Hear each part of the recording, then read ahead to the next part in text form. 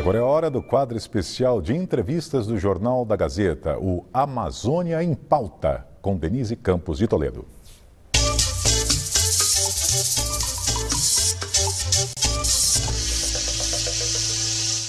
Na série Amazônia em Pauta, hoje nós vamos falar de como o agronegócio analisa as críticas feitas à atual política ambiental. Eu converso com Roberto Rodrigues, engenheiro agrônomo, coordenador do Centro de Agronegócio da Escola de Economia de São Paulo, da FGV, e ex-ministro da Agricultura. Doutor Roberto Rodrigues, boa noite. Boa noite, Denise. Como vai?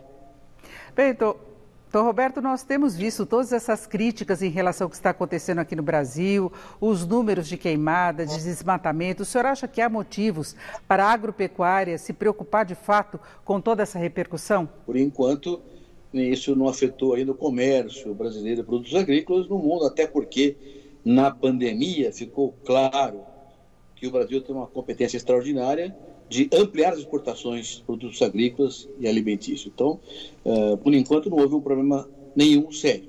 Mas há um risco, e já se fala também que investimentos estrangeiros em empresas brasileiras também tendem a diminuir. Então, há um problema potencial que tem que ser eliminado, sem dúvida nenhuma. Agora, a gente tem visto o Ministério do Meio Ambiente tentando apagar incêndios em relação a essas críticas, justificando que é uma questão normal, por exemplo, em relação às queimadas, uma prática habitual, que as mudanças que ocorreram em determinados órgãos foi para melhorar a eficiência. E, enquanto isso, a gente vê os dados do próprio INPE acelerando, piorando o quadro geral em relação às queimadas, em relação ao desmatamento. O que o senhor acha que poderia ser feito? Bom, em relação ao desmatamento, o que tem que ser feito é inibir o que é ilegalidade. Toda e qualquer ilegalidade tem que ser combatida. Não é só desmatamento ou incêndio criminoso, o que for invasão de terra, o que for ilegal tem que ser combatido. É o papel do governo, do papel do Estado, é fazer esse tipo de coisa. Então, o setor privado do agronegócio enxerga as ilegalidades como um fator a ser combatido. E compreende que há dificuldades, não são dificuldades de hoje, são dificuldades que estão aí há muito tempo, há muitos anos, e que, infelizmente, cresceram neste último ano. Então, o setor confia que com a nova institucionalidade de um Conselho da Amazônia sob o comando do Vice-Presidente da República, deve haver uma melhoria significativa na fiscalização, controle e punição de toda e qualquer ilegalidade que aconteça na região. Agora, doutor Roberto, no geral, tem causado muita preocupação o excesso de propostas de mudanças na atual legislação. A gente tem um Código Florestal que o governo diz que funciona, que dá resultados. Se fala na necessidade também de regularização de obras, da grilagem que ocorreu no passado. O senhor acha que há necessidade de mexer nisso tudo?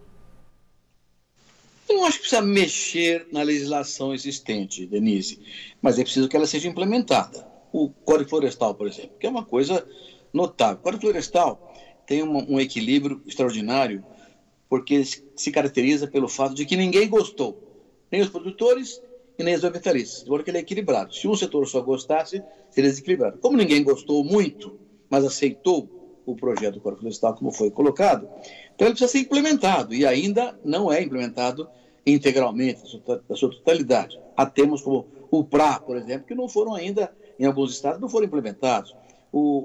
O PSA, que é o Pagamento de Serviços Ambientais, que é essencial para a promoção da agricultura na região florestal, também não foi implementado ainda. Então, são temas que faltam para que o Código Florestal seja integralmente aplicado. E há outro tema, que não precisa mudar o tema, é a legislação que cuida da questão fundiária, a legalização fundiária. Esse é também central, tem que ser resolvido, tem que ser aplicado. Tem lá, eu ouço coisas que o Evaristo Miranda, por exemplo, da Embrapa Territorial, afirma, né? Olha, a Amazônia tem 50 tipos de gestões florestais diferentes, tem 330 terras indígenas, tem 204 unidades de conservação integral, tem 2.300 assentamentos de terra com mais de 500 famílias que lá estão, 500 mil famílias que lá estão assentadas. Tem mais de 1 milhão de pequenos produtores rurais na Amazônia. Então, isso tem que ser regulamentado. O pequeno produtor que não tem a posse da terra não pode sequer ter o crédito rural para oferecer a sua terra como garantia ao crédito rural. Então, é fundamental que a questão fundiária seja resolvida, bem como o Código Florestal sempre integrado. Então, o que nós temos lá é políticas que já existem, legislações que já existem, que não são integralmente aplicadas. Tem que aplicar. Agora, doutor Roberto, como o senhor mesmo citou, temos aí 1 milhão de produtores rurais, grandes produtores, exportadores, dizem que não precisam do desmatamento, não precisam avançar na Amazônia para conseguir resultados melhores, que atingiram um elevado grau de competitividade e de produtividade. Agora, 89% seriam pequenos agricultores. Nesse caso, tem muitas invasões, tem pessoal que não tem a terra regularizada. Como é que se poderia conseguir resolver esse problema? Pois é, com a aplicação da lei, com a regularização fundiária feita por quem tem o dever de fazer, que é o INCRA, que são órgãos de governo. Então é preciso cuidar disso. A gente, quando você é muito jovem ainda, mas quando eu estava no grupo escolar há 70 anos atrás, você aprendeu um negócio chamado coivara. Os índios derrubavam o mato e queimavam, chamava-se coivara, isso, para poder plantar mandioca ou alguma outra coisa para a sua sobrevivência. Então é um negócio milenar, né? O pequeno produtor que não tenha o registro da terra, como é que ele vai fazer? Não pode comprar máquina porque não tem financiamento. Não pode ter assistência técnica porque não tem financiamento. Então ele tem que regularizar a propriedade da terra dele para poder ter as coisas funcionando. Agora, me parece, Denise, eu queria tocar num tema com você que eu acho muito interessante. A Amazônia é metade do território brasileiro, mais de metade do território brasileiro, né?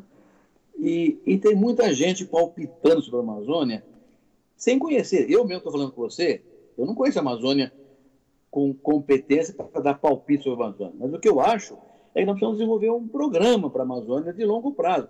Tem 25 milhões de pessoas, tem pequenos produtores que foram levados para lá pelo governo passado e foram colocados lá meio de qualquer maneira, sem uma estrutura fundiária adequada, sem crédito adequado. Morreu muita gente de malaria, de outras doenças. Então, esse povo está lá há décadas, precisa ser regularizado para que tenha propriedade da terra e possa ter a assistência técnica e todos os instrumentos que a pesquisa pode levar para ele. Então, acho que precisa ter um grande estudo, mas que leve em consideração a competência que a região já tem. Tem lá a universidade, tem lá o Museu Geld, tem lá o INPA, que está lá trabalhando. Então, tem muita gente competente lá. Só juntar isso com uma inteligência acadêmica consistente, de caráter nacional e até global, para montar um programa real de bioeconomia.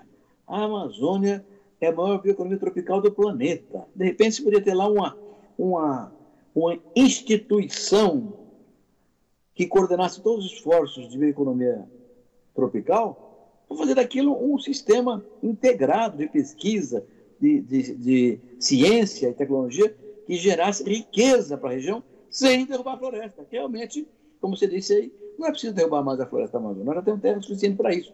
É só pegar muita terra de pastagem que está hoje depauperada, transformar isso em agricultura, aumentar a produtividade e nós vamos para frente, aumentando a produção rapidamente, sem precisar desmatar mais a Amazônia.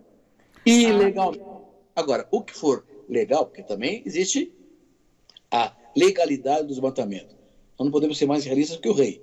Aonde for legal desmatar, seja feito. Agora, invasão, desmatamento ilegal, não podemos aceitar. Não podemos aceitar. E tem um problema também quando se fala na flexibilização de garimpos, esse é um outro ponto que gera muito questionamento e preocupação, exatamente por levar o desmatamento e a contaminação ambiental, não é? Exatamente. Tem que ser evitado. Também é uma questão legal. Está escrito na lei, não pode fazer isso.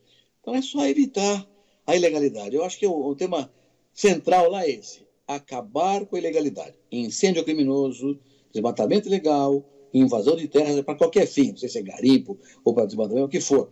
O que for ilegal tem que ser combatido. E é o papel do Estado fazer isso.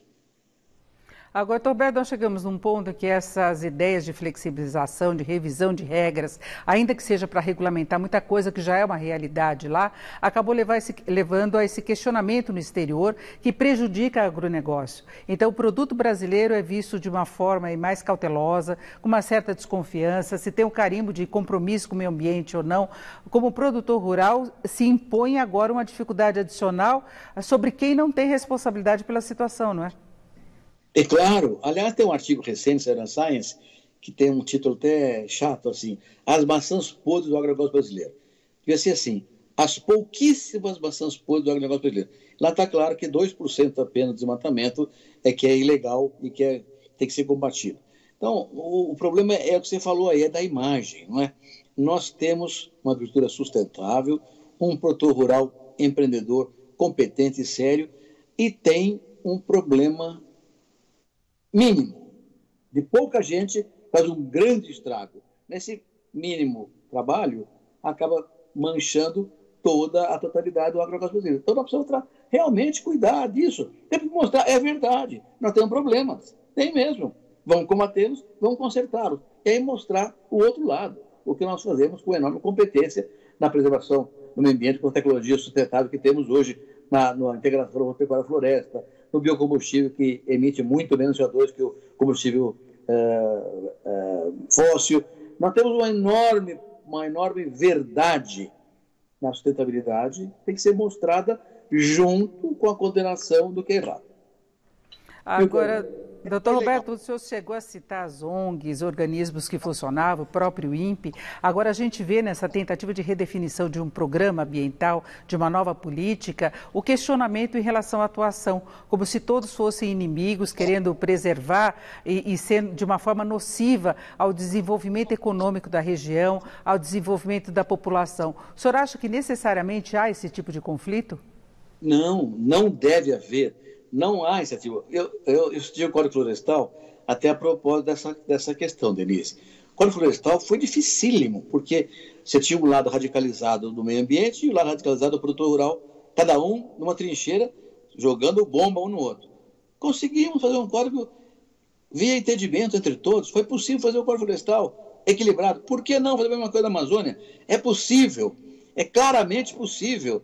Nós temos gente inteligente para fazer isso também lá, e no Congresso Nacional, e no governo. Você viu, a nossa ministra da Agricultura, Tereza Cristina, tem clareza desse tipo de coisa e como agir nesse processo. O que falta, para mim, é uma coordenação real, integral, em que a ciência, a tecnologia, se somem às questões socioeconômicas. De tal forma que a floresta de pé valha mais do que a floresta deitada. E que a bioeconomia que existe nela seja transformada num exemplo para a humanidade inteirinha. O Brasil tem um patrimônio na Amazônia, que é nosso patrimônio, tem que ser aproveitado de positivo e eliminar toda e qualquer agressividade ou relação negativa entre polos, porque é possível fazer isso. Com inteligência, com bom senso, com equilíbrio, faremos uma Amazônia ser respeitada no mundo inteiro e ser, ao invés de um obstáculo ao nosso comércio agrícola, ser um fator favorável ao nosso comércio agrícola pela bioeconomia que podemos gerar lá. Agora, chama a atenção o fato de o agronegócio e muitas vezes até o Ministério da Agricultura terem de defender a posição, né, da produção nacional em relação a medidas tomadas na área do meio ambiente. É como se os papéis estivessem invertidos. O senhor que já foi ministro da Agricultura, que tipo de cuidado recomendaria? Se o senhor pudesse imaginar uma política que desse resultado sem comprometer o agronegócio, as exportações brasileiras, que pontos o senhor ressalta? Bom, a primeira coisa é o entendimento dentro do governo, não é verdade? Você tem que ter entre ministros, entre agências de desenvolvimento, entre empresas de governo, uma clareza de um objetivo só. Ser um país com a Amazônia dele como um instrumento de desenvolvimento do país inteiro e de promoção do país inteiro, e não como um instrumento de adversário do país. Para isso tem que haver uma integração dentro do governo, entre todos os ministérios e suas agências, né? O IBAMA tem que estar junto com o Ministério da Agricultura, assim como a Anvisa e INCRA, etc. Todo mundo junto numa única direção. Promoção da Amazônia como instrumento da bioeconomia tropical dentro do nosso país. Dentro da Amazônia, que é nossa. A primeira coisa é essa. E aí, trabalhar com legislações e regras que conduzam a isso em consonância com produtores e ambientalistas. Todos, numa única direção. A Amazônia é nossa, ela é um centro de bioeconomia tropical única no planeta e, como tal, tem que ser conservada e tratada em benefício do país e do povo que está lá. São 25 milhões de pessoas. Você falou aí 1 milhão de produtores, 85, 90% de pequenos produtores.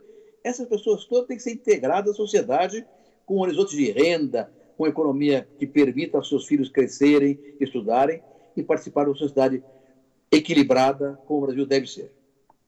Então, Roberto, rapidamente para encerrarmos, eu queria saber que perspectiva o senhor vê para o agronegócio brasileiro, levando em conta essas dificuldades do mercado internacional e o potencial de competitividade que nós temos. É enorme, o potencial é enorme e a pandemia mostrou isso com clareza, Denise. Nós aumentamos exportações no primeiro mês do ano, nos primeiros 7 meses do ano, em relação ao ano passado.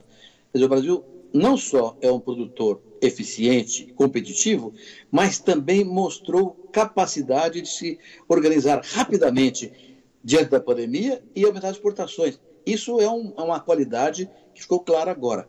E com a Amazônia, com o Pantanal, com o Mata Atlântica, com tudo funcionando adequadamente, equilibradamente. Eu vejo um cenário maravilhoso para o Brasil. O que falta mesmo é o entendimento, é o bom senso, é o equilíbrio, é a busca da razão. E não é difícil. Basta colocar inteligência a favor dos negócios brasileiros. Eu conversei com Roberto Rodrigues, ex-ministro da Agricultura, engenheiro agrônomo e coordenador do Centro de Agronegócio da Escola de Economia de São Paulo, da FGV. Então, Roberto, muito obrigado, uma boa noite. Imagina, boa noite. Vocês.